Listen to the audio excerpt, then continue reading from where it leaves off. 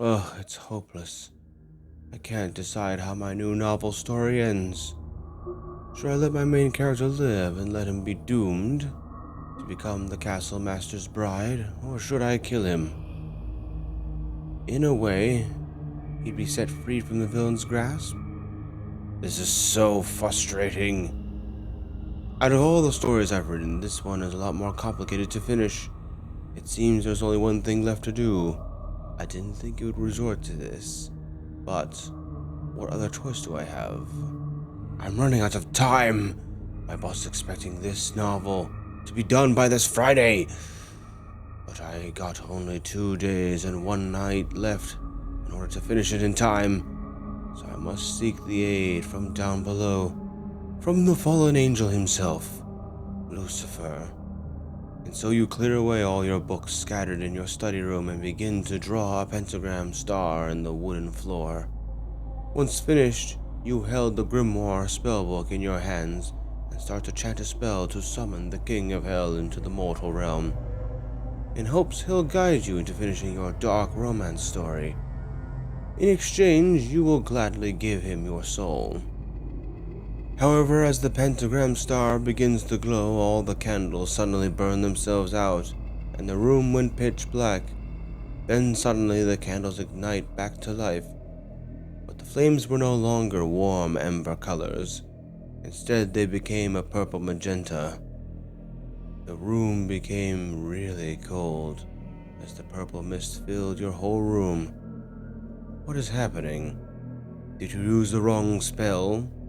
Suddenly the pentagram star opens up, filled with a black, almost ink-like ichor, and then a tall, slender, curved figure rises up from the goo and forms into this purple avian. Long flowing hair, cat-like pupils, blackened claws, and a Victorian outfit, all so nice and fancy-like. And they look down upon them with that smirk on their face. This definitely was not Lucifer. This was something much worse, despite how pretty they looked. Well, what do we have here? Another pesky humans who dares to disturb my master. I'm afraid you picked a very bad time to trying to summon him. Lucifer is fast asleep in his bedchamber after a long day's work helping his daughter with the, Redemption Hotel. Therefore, he has assigned me to scare off any annoying humans who try to summon him whenever he needs to take his restful nap.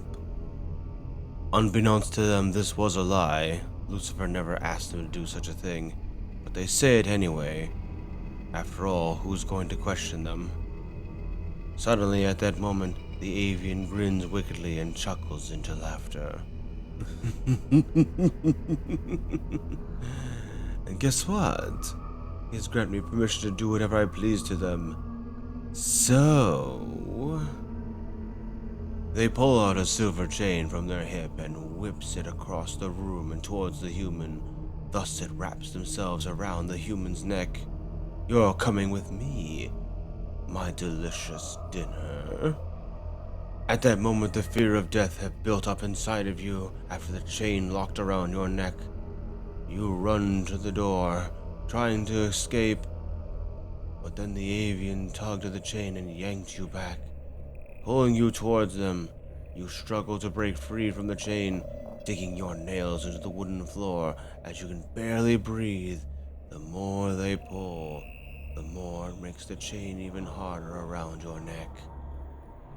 It is just then that their pale white owl face splits open like pottery, revealing the horrifying creature they are from within their false flesh.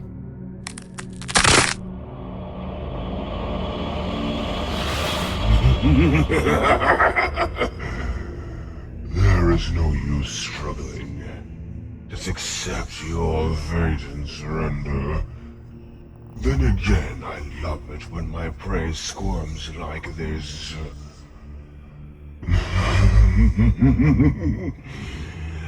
Go ahead, scream and shout. There's no one coming to save you, my darling rabbit. Your end is drawing near. You had to think of something quick. So you grabbed the only thing you could reach. The books. One by one, you threw each one at the demon, but none of them made the creature flinch or stop. They are pulling at the chain, pulling you ever closer. Just then you grabbed one last book to throw at them. However, they catch that last one and grip it tight within their clawed hands as they look upon you with madness. Cute. Very cute. But you're still going to die. They pull the chain and hoist you up, as if you were a haunch of meat on a meat hook just dangling there in front of them.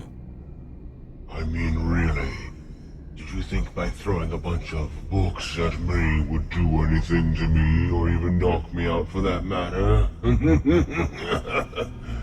Please. No, hold still. It'll all be over soon.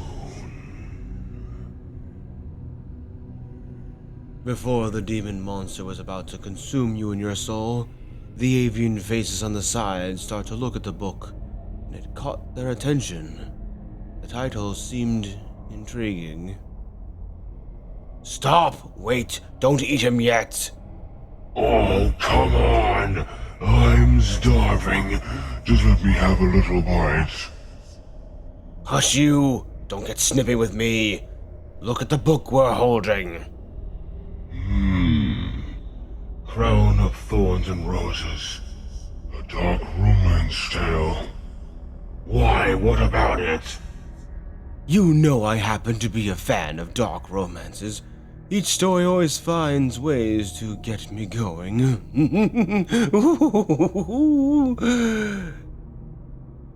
If I'm not mistaken, you must be the author of these fairy tale books laying around in this room, including the ones you threw at me. Well, us, actually. Now, I'm going to take another wild guess. You've been writing fairy tale stories since the beginning of your youth. Back in middle school, perhaps? And now you're all grown up into a young adult. You're taking your shot at dark romance tales, hoping this one becomes a big hit or something like that. You nod nervously in response.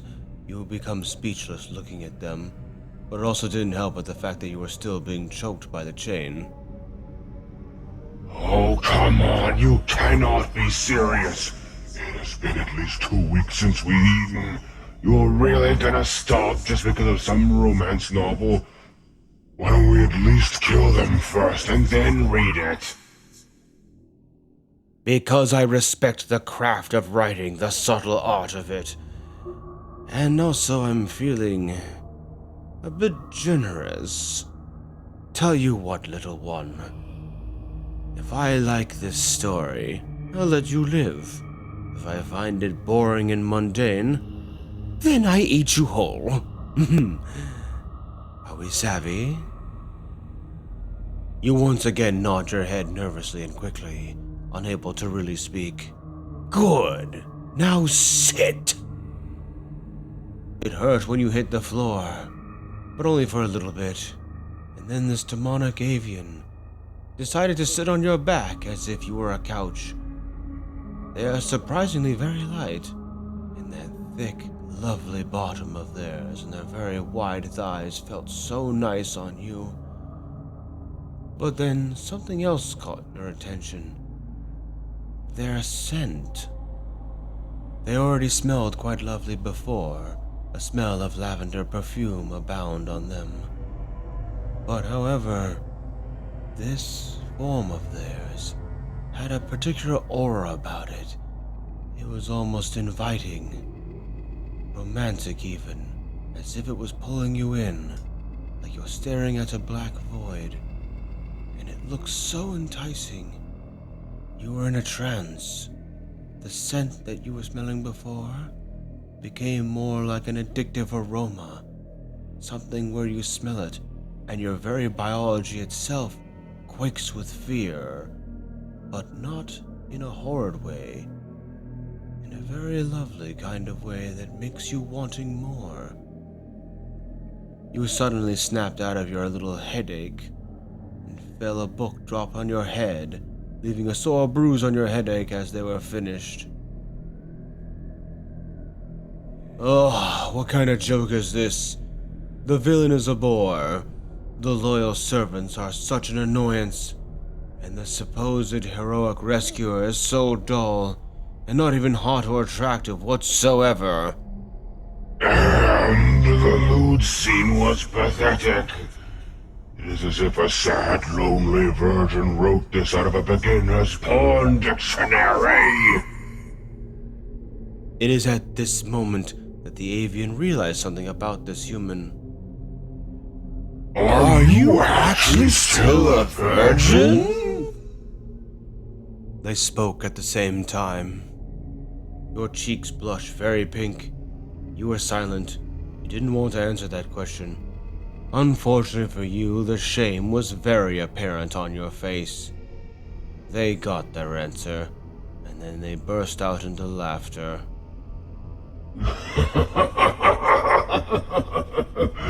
Oh, fuck me. This little human is still a virgin. Oh, that's hilarious. And he thought he could write a dark romance story.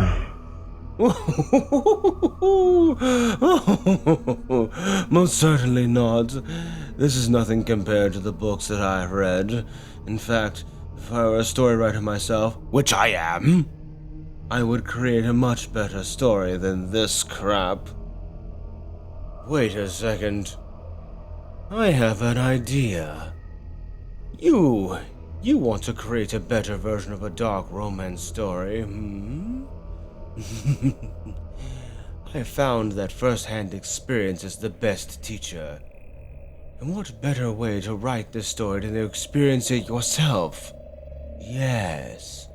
I shall create an illusion of this dark fantasy world in a little pocket realm where all the creatures and characters are real, and the terrifying dangers are all too real as well. But in this story I shall be your little villainous castle master. And you, my darling little plaything, will be the poor unfortunate damsel in distress, trying your best to escape me, before you end up falling in love with me. Oh, and just to spice it up, you can make it a bet. A death-bidding bet. That was rhetorical, besides. I'm going to be doing that anyway. Oh, come on. We could just eat them and do the bet inside ourselves, in the little false paradise they will be living in for the rest of their eternity. But I will admit this does sound quite interesting. Here's how the bet would go. If you are able to resist me and escape my castle on your own, then I'll let you go free. But if I can get you to say the words, "I love you," then you will lose, and I shall consume your soul and make you my obedient servant forever. What do you say? We got a deal? You think long and hard about this bet. If you do win, you will be free to return home. But if you lose, you will die and no doubt be trapped in hell forever. Or whatever this prison is that they speak of. But what choice do you have? You aren't getting out either way. It's either accept the challenge or die right now. And so you nod and tell the demonic avian you accept the bet. Excellent! Just then, the demon monster fades away, and the avian's pale face is sealed back into itself as it is whole again. Now it was just Salexi Rabane, alone with the human.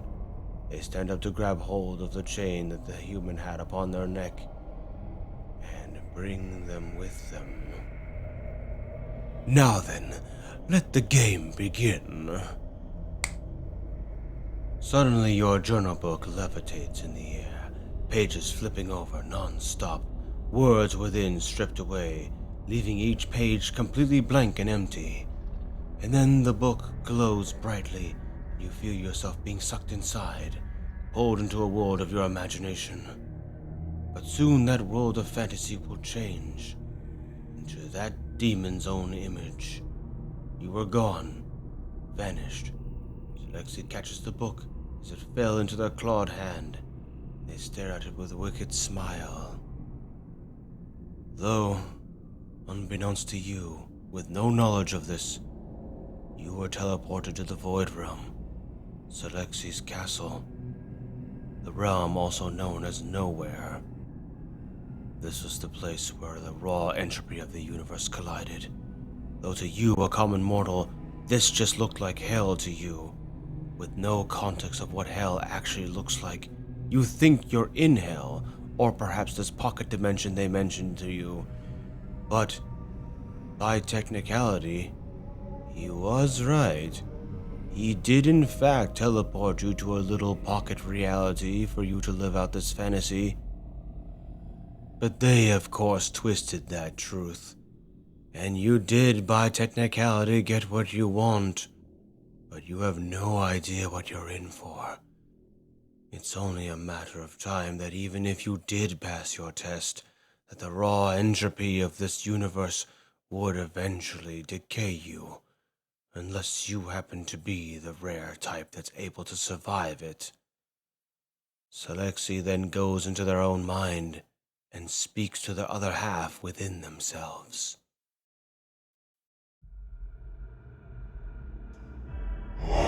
Oh, you sneaky little conniving bastard, you.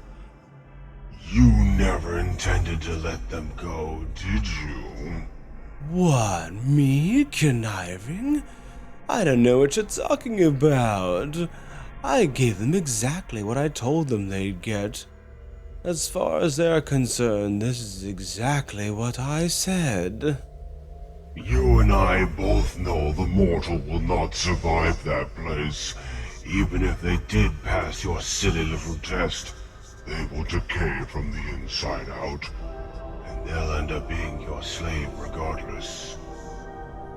I like your wicked little mind. Let them have their little fantasy in our house. Let them enjoy this little dark romance of theirs. Let them write their little book. And then when the time comes where they're nice and marinated, you can go ahead and eat them. And then they can live out the paradise of this little fantasy of theirs forever.